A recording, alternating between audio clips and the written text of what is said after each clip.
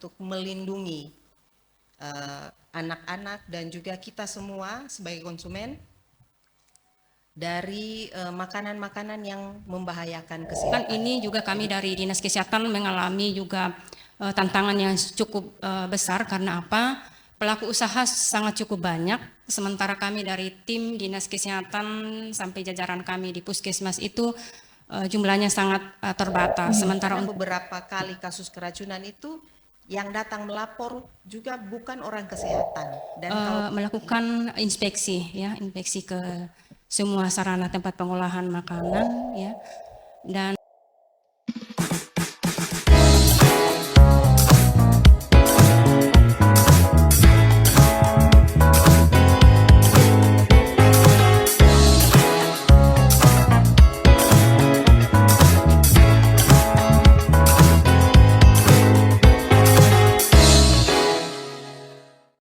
Salam jumpa pendengar dan pemirsa YouTube RRI Kupang.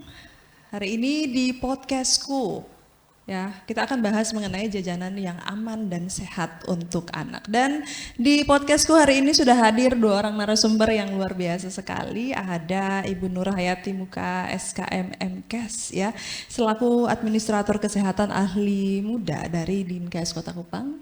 Dan juga ada Ibu Etni IR Banunu SSI ya, dari Balai Pengawas Obat dan Makanan sebagai pengawas farmasi dan makanan ahli Madya.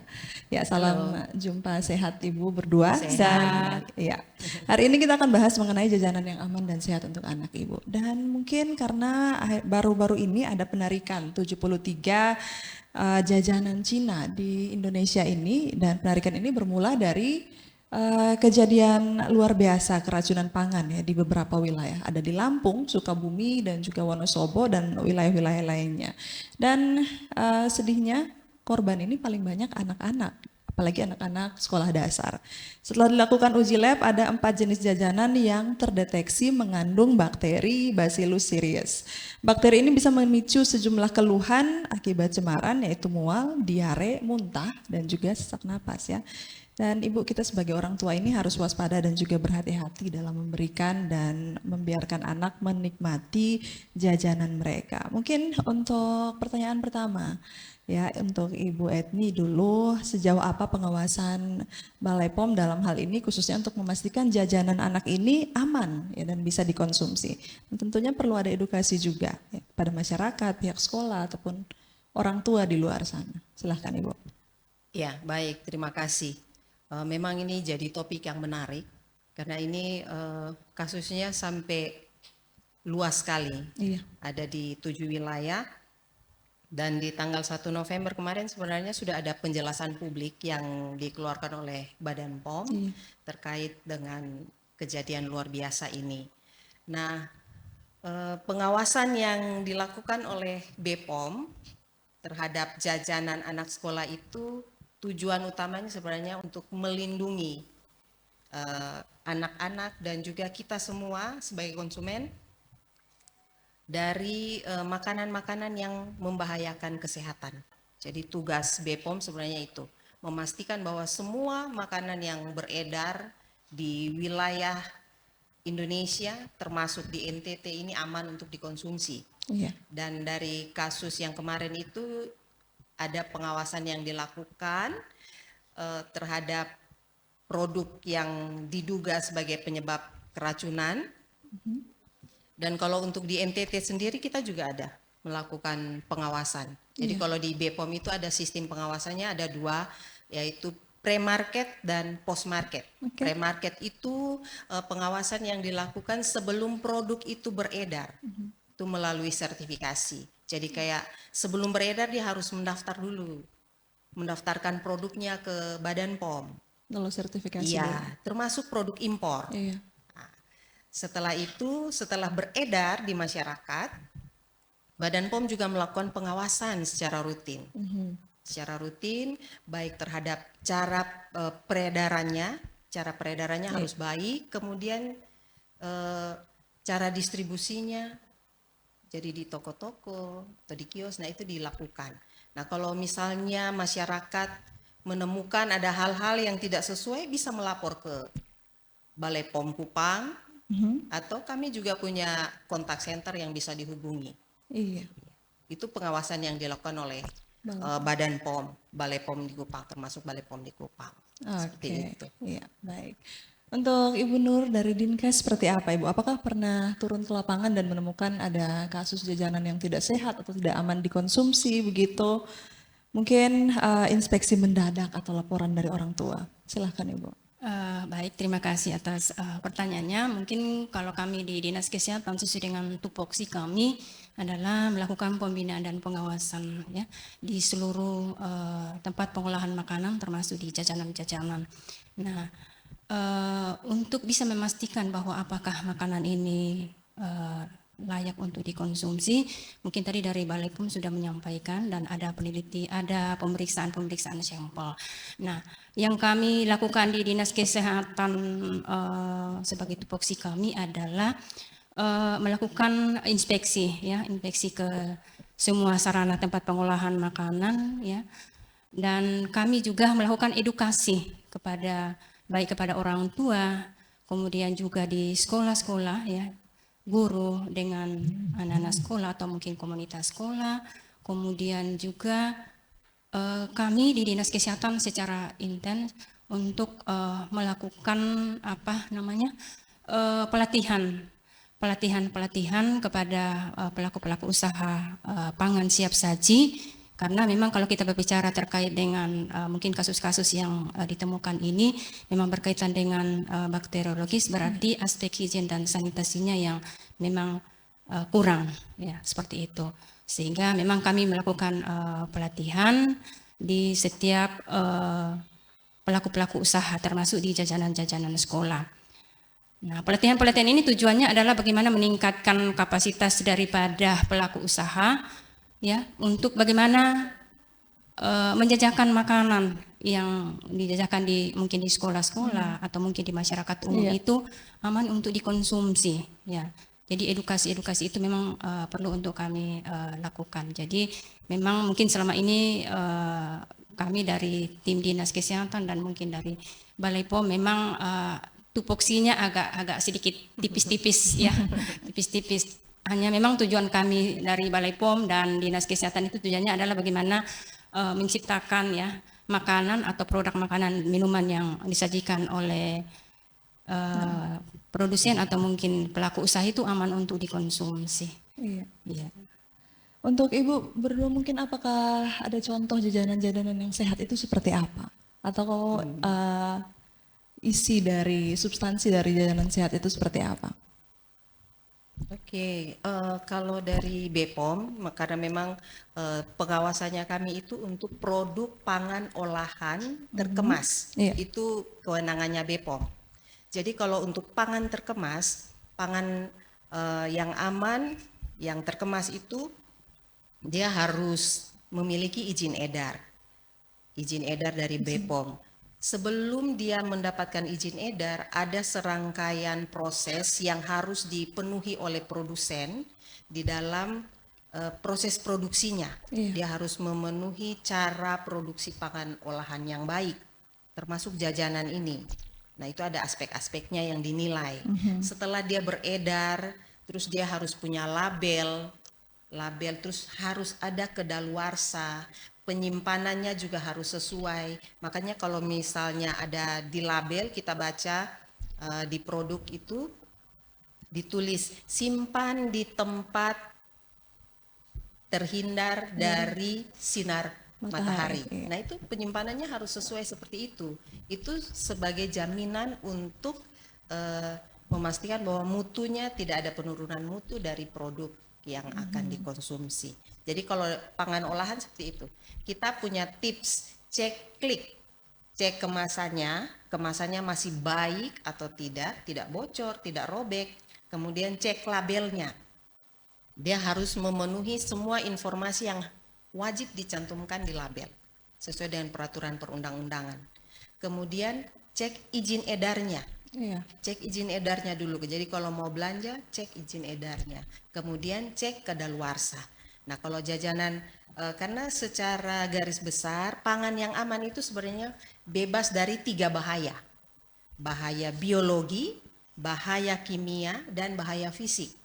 Jadi kalau bahaya kimia misalnya di bahan di pangan olahan terkemas, misalnya dia menggunakan bahan tambahan pangan, itu penggunaannya harus sesuai dengan takaran yang diizinkan, tidak boleh lebih. Karena kalau dia berlebihan pasti akan menyebabkan produk itu menyebabkan sakit begitu. Kalau mikrobanya tercemar dengan mikroba, ya seperti yang tadi, pasti ada KLB, kejadian luar biasa. Kejadian luar biasa itu dua orang sakit dengan gejala yang sama, dua orang atau lebih dengan gejala yang sama. Dan untuk yang kalau kasus kemarin itu kami juga menghimbau dari Badan POM menghimbau supaya anak-anak ibu hamil yang masuk dalam kelompok rentan ini, anak-anak ibu hamil, ibu menyusui, tidak mengkonsumsi makanan yang terlalu pedas. Iya, karena pasti akan walaupun ngidam ya Ibu. Iya, jangan, harus hati-hati. Iya. Kalau dari Dinkes sendiri Ibu, sisi kesehatannya ini seperti apa makanan dan jajanan ini? Kalau dari sisi kesehatannya sih mungkin karena ini kan terkait dengan pangan siap saji. Yang pastinya di sini bahwa kita harus melihat aspek tempat penjualannya ya. Aspek tempat penjualannya dia seperti apa, kebersihannya dia seperti apa, kemudian akan terkait juga dengan si penjualnya, si pengolah pangannya dengan yang si penjualnya. Kemudian yang berikutnya juga mungkin lebih kepada memang kita harus melihat dari sisi ada 3 ya, tempatnya, orangnya, tempat orang, kemudian untuk tempat penjualannya ya seperti itu. Nah dari aspek ini ketika kita mau melihat bahwa apakah makanan yang disajikan ini aman, maka kalau kami dari Dinas Kesehatan memang sesuai dengan Permenkes nomor 14 tahun 2023 itu memang dipersyaratkan di situ, karena kalau makanan jajanan ini berarti untuk bisa memastikan bahwa dia apakah ini aman, berarti harus memiliki namanya stiker pembinaan pengawasan. Mungkin kalau dari Balai POM Kemudian kalau untuk yang makanan yang contoh mungkin catering atau mungkin restoran itu dia memiliki sertifikat sehat. Itu memang sudah dimandatkan di dalam Permenkes nomor 14 tahun 2023. Kalau untuk memastikan secara langsung, tetapi kalau kita sebagai masyarakat umum kan ini juga kami dari Dinas Kesehatan mengalami juga tantangan yang cukup besar. Karena apa? Pelaku usaha sangat cukup banyak, sementara kami dari tim Dinas Kesehatan sampai jajaran kami di Puskesmas itu jumlahnya sangat terbatas. Sementara untuk bisa mendapatkan stiker pembinaan atau mungkin sertifikat sehat ini itu melalui sebuah proses yang panjang ya. Yang panjang dengan harapan bahwa ketika jajanan sehat ini sudah memiliki stiker pembinaan pengawasan ya, artinya kita pastikan bahwa itu memang melalui pengawasan dari kami Dinas Kesehatan. Nah, untuk bisa memberikan ini yang pastinya bahwa hasil uji labnya itu dia memenuhi syarat. Kemudian hasil inspeksi kesehatan lingkungan ya, artinya mulai dari orangnya, tempat penjualannya itu kita lihat kalau dia memenuhi syarat berarti kita mengeluarkan stiker pembinaan. Nah, stiker pembinaan pengawasan ini berlaku selama 2 tahun. Tetapi di dalam perjalanan selama 2 tahun ini bukan dalam artian bahwa pelaku usaha itu bebas berjualan, tetapi itu setiap saat itu memang kita melakukan pembinaan pengawasan. Bahkan kami di sekolah-sekolah ya, di sekolah-sekolah itu kami Dinas Kesehatan melakukan kegiatan untuk bagaimana untuk memberikan edukasi kepada penjual jajanan yang ada di sekolah. Kemudian teman-teman kami di Puskesmas juga, 12 Puskesmas membawahi 51 kelurahan itu, mereka akan turun ya sesuai dengan wilayah kerjanya untuk memberikan edukasi kepada guru, kemudian siswa-siswa, ya bahkan sampai ke penjualnya untuk bagaimana menjual atau menjajakan makanan yang sehat itu aman dikonsumsi, terutama mungkin di anak-anak sekolah. Iya, baik. Apakah ada efek samping Ibu dari jajanan tidak sehat ini yang merupakan kasus yang dilaporkan begitu, yang marak, cukup marak di Kota Kupang sendiri? Ya, kalau di kami di Balai POM memang ada beberapa laporan yang kami terima dari masyarakat terkait dengan keracunan. Dan kami juga melakukan pemantauan melalui media untuk laporan-laporan kejadian luar biasa karena pangan. Jadi keracunan itu bisa terjadi kalau pangannya tercemar. Tercemar baik secara kimia, biologi, dan juga fisik. Jadi mungkin kita hanya berpikir kalau fisik itu contohnya seperti apa sih? Kayak misalnya makan nasi kuning di sekolah, kan di jajanan di sekolah kan ada nasi kuning. Nah, terus ketemu rambut di nasi kuning. Menurut kita mungkin ya sudah buang rambutnya, makan nasinya. Tapi sebenarnya itu bisa jadi bahaya. Kalau misalnya ketemu batu saja, terus punya batu pasti gigi patah. Betul. Bahaya tertelan, menyumbat saluran pernapasan, Iya. bisa jadi bahaya yang sangat besar ya. Kemudian bahaya kimia. Bahaya kimia itu penggunaan bahan tambahan pangan yang berlebihan. Kemudian ada juga bahaya kimia dari cara kita mengolah makanan. Jadi kayak menggoreng dengan minyak yang sudah berkali-kali. Nah, itu bisa menyebabkan gangguan buat kesehatan. Betul sekali, Ibu. Dan dari tindakan penanganan sendiri seperti apa? Adakah dari Dinas Kesehatan melakukan tindakan penanganan terhadap jajanan-jajanan yang tidak sehat ini dan juga terhadap kasus-kasus keracunan ini? Kalau tindakan pengamanan yang kami lakukan selama ini ketika kami keliling di sekolah-sekolah ya, karena terus terang kalau untuk kita berbicara terkait dengan jajanan sih lebih ke sekolah-sekolah ya, sekolah-sekolah. Jadi tindakan yang kami ambil adalah yang pertama, yang pasti bahwa kami harus mengedukasi, ya, mengedukasi kepada sekolah-sekolah, pihak sekolah untuk bagaimana memberikan izin, ya, memberikan izin kepada penjual, ya, penjual makanan yang masuk ke sekolah. Dalam artian bahwa jangan dilepas, karena kalau kita lepas begitu saja, artinya mereka seenaknya berjualan. Betul. Ya, nah, ketika kami turun itu kami memang periksa, artinya periksa secara fisik saja untuk melihat dan memastikan apakah jajanan yang dijual di sekolah-sekolah ini aman untuk dikonsumsi. Nah, begitu kami menemukan hal-hal yang tidak sesuai, itu kami sampaikan langsung ke sekolah bahwa oh seperti ini, kalau bisa jangan dijual. Dan itu setelah kami selesai memberikan edukasi, kami kembali, beberapa saat kami kembali, kami melihat apakah ada perubahan atau tidak.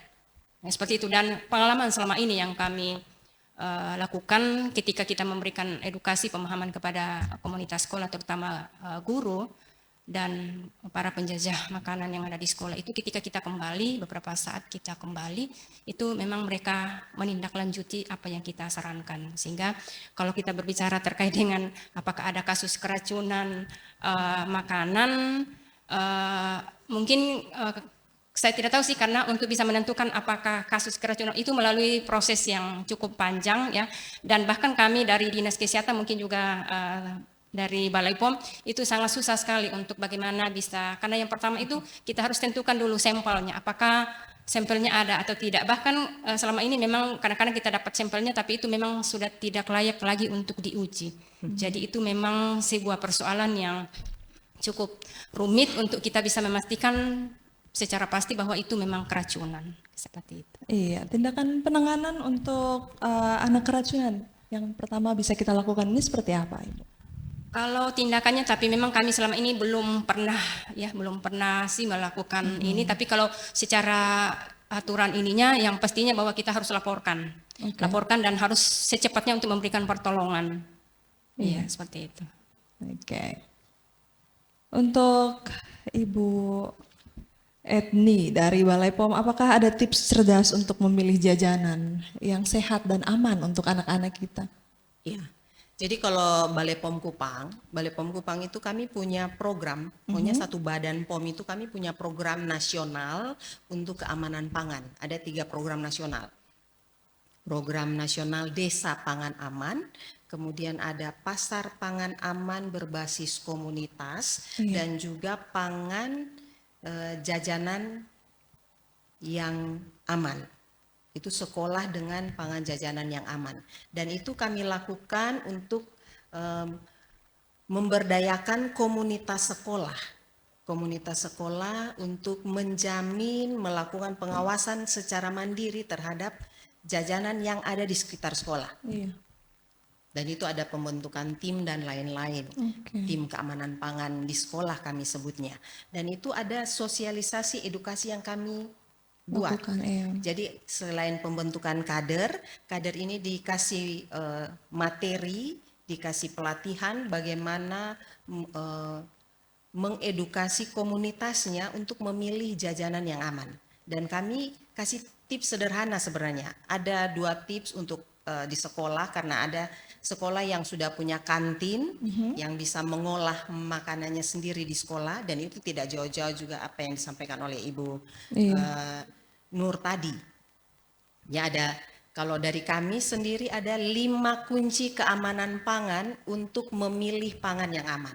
Jadi yang pertama, kita harus kenal dengan bahaya tadi, 3 bahaya tadi. Bahaya biologi, kimia, dan fisik. Itu harus tahu. Contohnya seperti apa itu bahaya. Kemudian yang kedua, kalau sudah tahu bahayanya, berarti belilah makanan yang aman. Dan kalau di sekolah, kami sarankan di sekolah itu punya kantin. Nah, kantin itu pasti diawasi oleh guru. Iya, diawasi sekolah langsung. Iya, diawasi oleh sekolah. Iya. Nah, kemudian yang ketiga itu bacalah label dengan seksama. Ini untuk produk olahan terkemas, pangan olahan terkemas. Jadi baca, cek labelnya, cek izin edarnya, cek kedaluarsa, cek kemasannya. Jadi kami biasa bilang cek klik. Cek kemasan, pastikan kemasannya dalam kondisi baik, tidak rusak, tidak sobek, tidak kembung, tidak berkarat. Iya. Kemudian cek labelnya. Semua harus ada informasinya tentang produk itu. Kemudian cek izin edar. Izin edar ini bisa dari Badan POM, kalau diproduksi dalam negeri, kodenya itu BPOM RI MD, diikuti oleh 15 digit angka. Kemudian BPOM RI ML untuk produk yang diimpor dari luar negeri. Setelah itu ada juga pangan yang mendapatkan izin SPP IRT. Itu diterbitkan Izin rumah tangga. Iya, itu untuk produk UMKM, untuk industri rumah tangga. Kemudian yang terakhir baru cek kedaluarsa. Itu baru kunci yang ketiga. Kunci yang keempat itu Banyak kunci ya, Ibu. jaga kebersihan. Iya. Ya, jaga Paling kebersihan. Kebersihan ini bukan hanya penjualnya, tapi pembelinya juga. Kayak anak-anak jajan di sekolah. Pas lonceng berbunyi, semua langsung keluar, serbu 1 kotak makanan, gorengan semua di situ, dia aduk dari bawah sampai di atas, tidak cuci tangan. Cari yang paling besar. Nah, ini harus ada kesadaran juga dari kita sendiri sebagai konsumen untuk menjaga kebersihan. Jangan buang sampah sembarangan. Iya. Iya, itu termasuk dalam kunci yang keempat. Terus kunci yang kelima adalah laporkan apa yang ditemui. Jadi kalau jajan terus ada rasa sakit perut atau apa, jangan segan-segan untuk lapor. Karena dengan laporan itu sebenarnya kita bisa meminimalkan risiko terpapar orang lain atau tempat yang lain. Jadi ini sangat penting. Kita harus berpartisipasi karena keamanan pangan itu bukan hanya tanggung jawab BPOM, bukan hanya tanggung jawab Dinas Kesehatan, tapi juga tanggung jawab orang tua, guru, dan juga anak-anak. Ini yang harus ditanamkan sejak dini supaya anak-anak bisa memilih jajanan yang aman untuk dikonsumsi. Dan itu semua untuk kesehatan. Karena kalau sakit ya pasti tidak masuk sekolah, tidak belajar, tidak bermain. Dan itu pasti akan berdampak. Mengganggu. Iya. Iya. Untuk Ibu Nur, mungkin Ibu untuk anak-anak yang sudah terpapar virus ya, ataupun juga makanan yang tidak sehat tadi, kan ada gejala-gejala seperti mual, diare, muntah, sesak napas, apakah ada tindakan penanganan pertama untuk anak-anak yang keracunan ini atau mungkin yang bisa dilakukan orang tua dan guru begitu? Kalau untuk tindakan pengamanannya, kalau kita berbicara apalagi kalau memang terduga ya keracunan, terduga keracunan, kita tidak bisa menyatakan itu keracunan. Terduga keracunan itu tidak bisa langsung dilarikan ke pasienkes terdekat. Paling tidak puskesmas terdekat. Jadi itu memang tidak bisa dibiarkan lama-lama untuk harus ada penanganan awal. Secepatnya, ya secepatnya dibawa ke fasilitas kesehatan. Iya, tidak bisa ditangani sendiri Ibu ya, harus segera. dilaporkan. Kalau memang terduganya ya, kita bilang terduga karena ini kan kita belum pastikan bahwa keracunan. Kalau terduga itu langsung segera dibawa ke fasilitas kesehatan untuk bisa mendapatkan pertolongan. Oke. Mungkin juga itu ya, kami selalu menyampaikan ke sekolah-sekolah yang kami intervensi itu, paling tidak di sekolah itu harus punya nomor telepon petugas kesehatan. Iya. Sehingga apabila ada kejadian seperti itu langsung telepon. Karena sejatinya di kota ini harus ada tim gerak cepat untuk penanganan kasus keracunan. Iya. Karena beberapa kali kasus keracunan itu yang datang melapor juga bukan orang kesehatan. Dan kalau bukan orang kesehatan penanganannya akan lambat. Iya. Lambat ya.